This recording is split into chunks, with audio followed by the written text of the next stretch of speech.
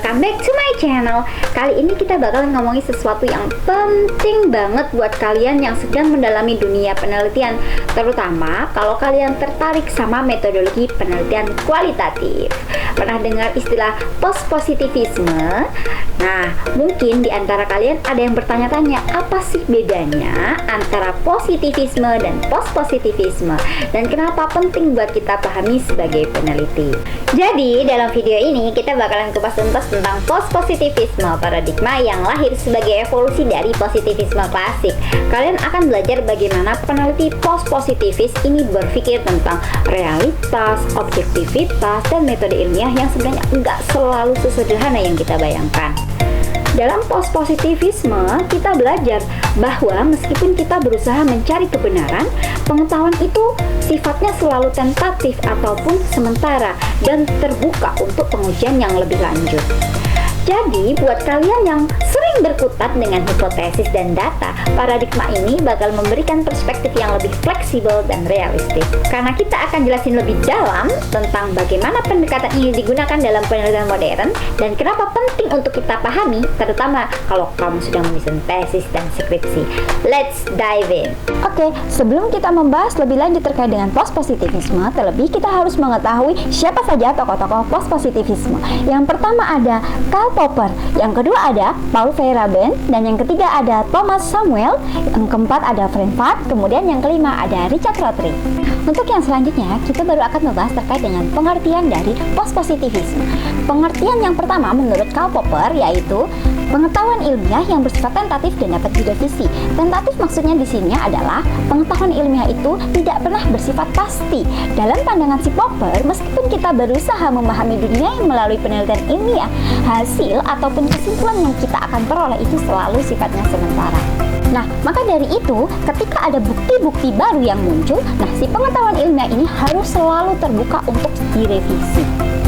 Selain itu, si Popper ini juga memperkenalkan konsep falsifiabilitas yang mana yang digunakan sebagai cara untuk membedakan antara teori yang bersifat ilmiah dan yang tidak ilmiah. Falsifiabilitas berarti bahwa suatu teori ilmiah harus bisa dibuktikan salah melalui pengujian empiris.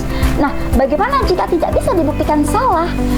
Sehingga teori ini tidak dapat dianggap ilmiah. Oke, materi yang selanjutnya yaitu sifat-sifat post-positivisme. Nah, sifat-sifat post-positivisme ini yang pertama ada deterministik. Nah, deterministik ataupun determinan ini menyatakan bahwa penyebab atau yang menentukan akibat ataupun hasil.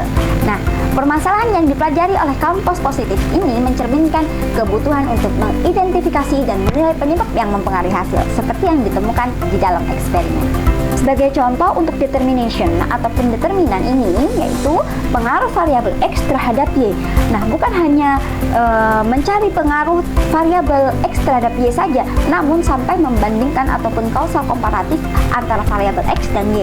Nah, selain itu juga harus dicari sebab akibat dari pengaruh variabel tersebut. Selanjutnya, sifat yang kedua yaitu ada reduksionistik. Reduksionistik ini yaitu mereduksi gagasan menjadi kumpulan kecil dan terpisah untuk diuji, seperti variabel yang menyusun hipotesis dan pertanyaan penelitian. Nah, tidak mungkin kan si peneliti ini meneliti seluruh variabel yang berkaitan dengan yang diteliti. Misalnya, meneliti prestasi belajar. Nah, si peneliti tersebut tidak akan mungkin meneliti variabel yang berkaitan dengan meningkatkan prestasi belajar. Maka dari itu, penelitian ini biasanya bersifat kuanti dengan memilih variabel mana yang mau diteliti. Untuk sifat yang ketiga yaitu empirical observation and measurement, di mana pengetahuan yang berkembang melalui lensa post-positivis ini didasarkan pada pengamatan dan pengukuran yang cermat terhadap realitas objektif yang ada di luar sana. Nah, oleh karena itu, mengembangkan ukuran observasi numerik ini dan mempelajari perilaku individu menjadi hal yang terpenting bagi seorang post-positivis. Nah, contohnya motivasi. Motivasi itu kan sifatnya abstrak, maka harus dikonkretkan terlebih dahulu untuk memenuhi empirical observation dan measurement ini.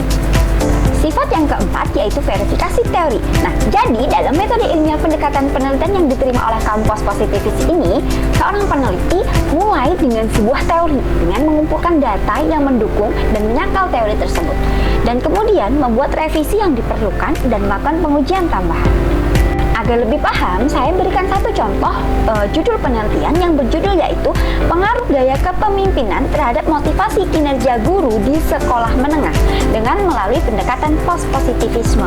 Nah, penelitian ini mengeksplorasi hubungan antara gaya kepemimpinan dan motivasi guru dengan metode survei kuantitatif yang dipadukan dengan wawancara untuk mendapatkan gambaran yang lebih komprehensif.